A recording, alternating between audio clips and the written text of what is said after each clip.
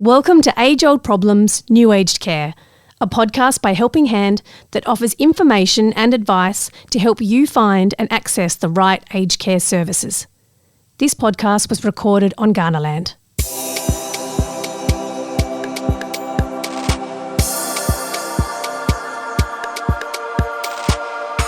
Hello, and thank you for listening to Age Old Problems, New Aged Care. I'm your host, Kate Holland.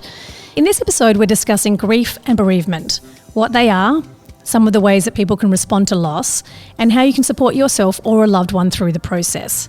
No one should ever feel alone. There are places that you can go to for help and people that you can speak to. At Helping Hand, one of those people is Paul Hodgson, the coordinating chaplain. He joins me to share his wisdom on the topic. Welcome, Paul. Thank you, Kate. So can you start by telling us about your role at Helping Hand? So you've said I am the Helping Hand coordinating chaplain.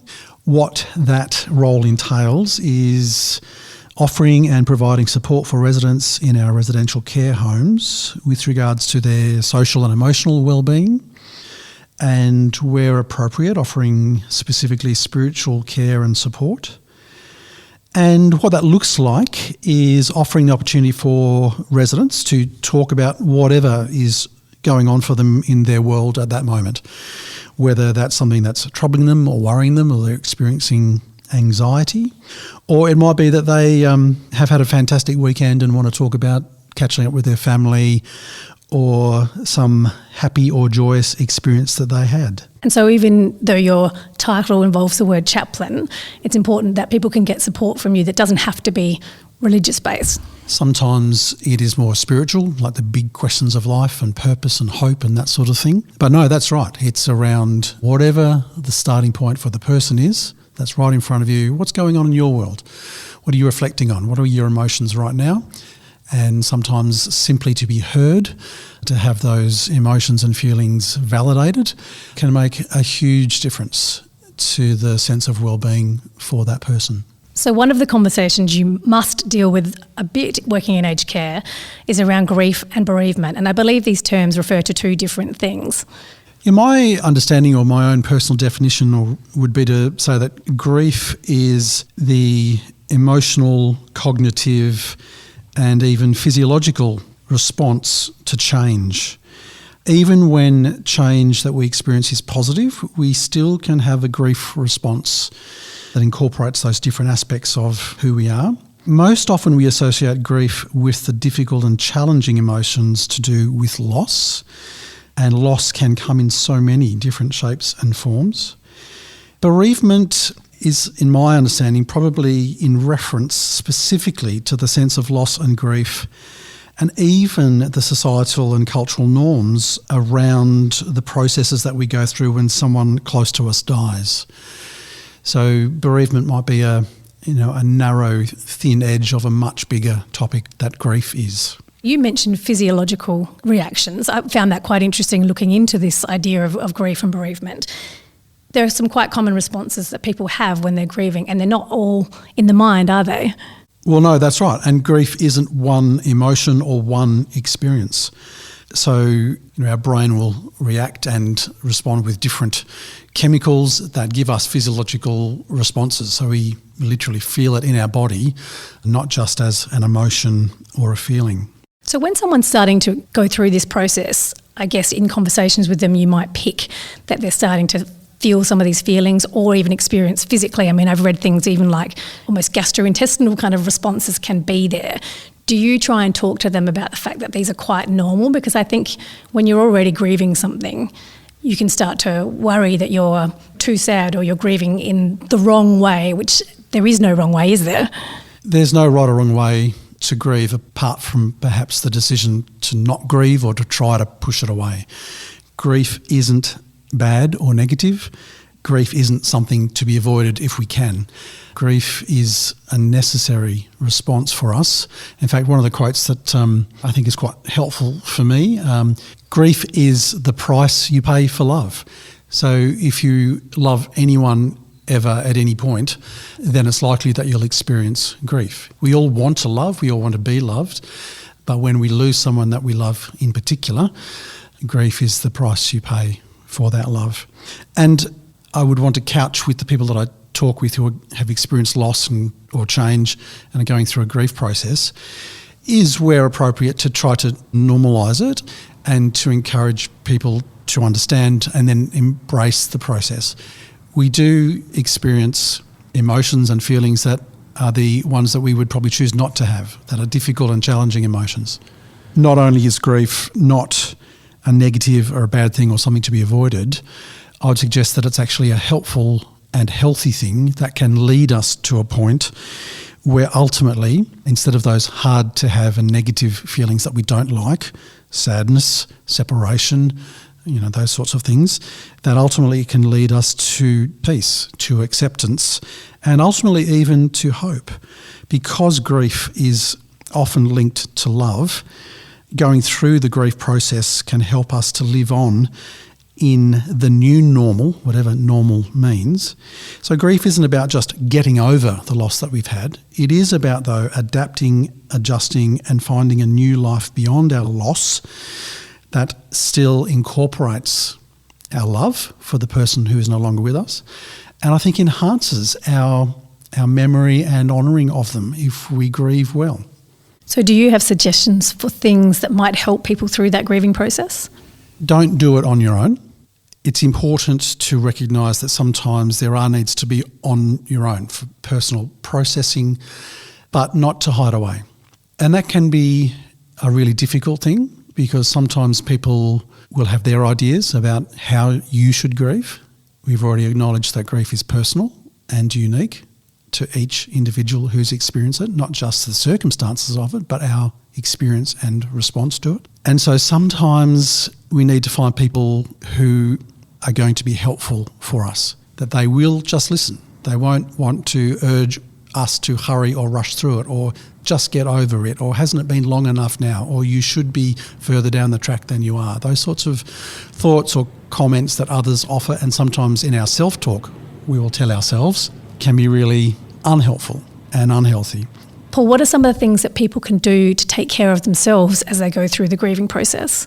It might sound really simple and basic, but it is really helpful and vital to focus on things like looking after yourself physically, eating well, getting good sleep, not dropping off any exercise, even if that's simply going for a 20-minute walk.